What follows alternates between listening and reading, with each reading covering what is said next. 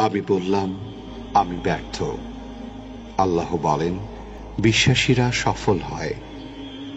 আমি বললাম, আমার জীবনে অনেক কষ্ট। আল্লাহ বলেন, নিশ্চয়ই কষ্টের সাথে আছে স্বস্তি। আমি বললাম, আমাকে কেউ সাহায্য করে না। আল্লাহ বলেন, মুমিনদের সাহায্য করা আমার দায়িত্ব। আমি বললাম, আমি দেখতে খুবই কুৎসিত। আল্লাহ বলেন, আমি মানুষকে সৃষ্টি করেছি সুন্দরতম আকৃতিতে। আমি বললাম, আমার সাথে কেউ নেই। আল্লাহ বলেন, ভয় করো না, আমি মুমিনদের সাথে আছি। আমি বললাম, আমার পাপ অনেক বেশি। আল্লাহ বলেন, আমি তওবাকারীদের ভালোবাসি।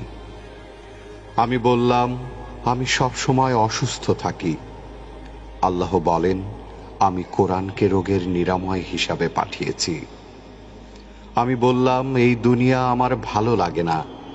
আল্লাহ বলেন, তোমার জন্য পরকাল ইহকাল অপেক্ষা শ্রেয়। আমি বললাম, বিজয় অনেক দূর। আল্লাহ বলেন, আমার সাহায্য একান্তই নিকটবর্তী।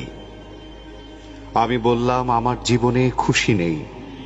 আল্লাহ বলেন, শীঘ্রই তোমার রব তোমাকে এত দেবেন যে তুমি খুশি হয়ে যাবে। আমি বললাম, আমি সব সময় হতাশ। আল্লাহ বলেন, আর তোমরা নিরাশ হও না এবং দুঃখ করো না। আমি বললাম, আমার কোনো পরিকল্পনা সফল হচ্ছে না। আল্লাহ বলেন, আল্লাহ সর্বোত্তম পরিকল্পনাকারী। আমি বললাম, আমার কেউ নেই। আল্লাহ বলেন, যে ব্যক্তি আল্লাহর উপর ভরসা করে তার জন্য আল্লাহই যথেষ্ট।